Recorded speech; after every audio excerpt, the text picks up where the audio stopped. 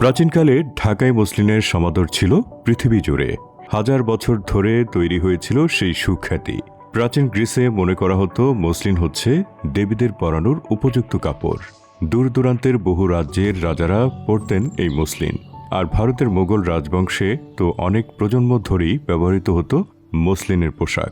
মসলিনের বিখ্যাত ভক্তদের মধ্যে ছিলেন ফ্রান্সের রানী মেরি আন্তোয়ানেট, ফরাসি সম্রাজ্ঞী জোসেফিন বোনাপার্ট এবং ইংরেজ লেখিকা জেন অস্টিন। এদের অন্যতম চতুর্দশ শতাব্দীর বারবার মরক্কান ইবনে বতুতা এবং পঞ্চদশ শতাব্দীর চীনা পর্যটক মা হুয়ানের মতো বহু বিদেশি পর্যটক তাদের লেখায় মসলিনের প্রশংসা করেছেন। কিন্তু পলাশির যুদ্ধে নবাব সিরাজউদ্দৌলার পরাজয়ের পর ব্রিটিশ ইস্ট ইন্ডিয়া কোম্পানি পর্যায়ক্রমে পুরো মুঘল সাম্রাজ্য দখল করে নেয়। তার এক শতাব্দীরও কম সময়ের মধ্যে ভারত চলে যায় ব্রিটিশ রাজ্যের নিয়ন্ত্রণে। রানী ভিক্টোরিয়ার স্বামী প্রিন্স আলবার্টের পরিকল্পনায় যুক্তরাজ্যে মসলিনের প্রথম প্রদর্শনী হয় 1851 সালে। ব্রিটিশ সাম্রাজ্যের নানা চমকপ্রদ জিনিস প্রজাদের সামনে তুলে ধরার চিন্তা থেকেই তিনি লন্ডনের ক্রিস্টাল প্যালেসে 40 মিটার উঁচু কাচের গ্যালারিতে পৃথিবীর নানা প্রান্ত থেকে আনা প্রায় 1 লক্ষ জিনিস তুলে ধরেন সেই প্রদর্শনীতে। সেখানে সবার নজর কাড়ে ঢাকার মসলিন। সেই যুগের সবচেয়ে ভালো সিল্কের চাইতেও এই মসলিন ছিল 26 গুণ বেশি দামি। কিন্তু ভিক্টোরিয়ান লন্ডনের অভিজাতরা যখন মসলিন নিয়ে মুগ্ধ, তখন সেই মসলিনের উৎপাদকরা ছিল ঋণের বোঝা আর অর্থনৈতিক বিপর্যয়ে দুর্দশাগ্রস্ত। গুডস ফ্রম দ্য ইস্ট বইয়ে বলা হয়েছে, অষ্টাদশ শতকের শেষ দিকে ইস্ট ইন্ডিয়া কোম্পানি ঢাকায় মসলিন তৈরির প্রক্রিয়ায় হস্তক্ষেপ করতে শুরু করে।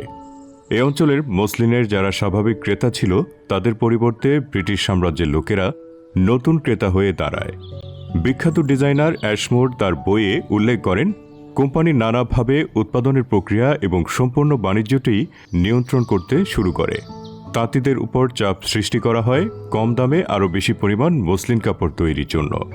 বর্ধিত চাহিদার সাথে তাল মেলাতে গিয়ে তাঁতিরা ঋণের জালে আটকা পড়ল।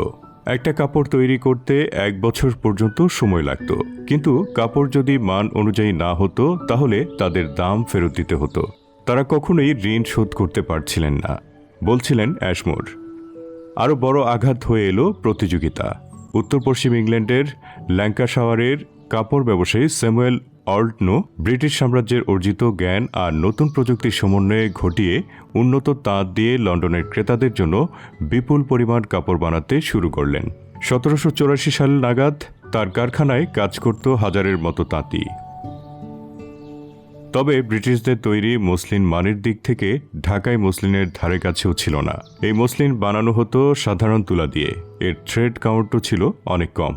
কিন্তু এর ফলে হঠাৎ করেই ঢাকায় মসলিনের চাহিদা কমে গেল। তার সাথে ছিল দশকের পর দশকের অত্যাচার। দুয়ে মিলে ডেকে আনলো ঢাকায় মসলিন শিল্পের মৃত্যু। এর প্রায় 200 বছর পর আবার ফিরে আসে গৌরবের মসলিন। তবে এর শুরুটা মোটেও সহজ ছিল না।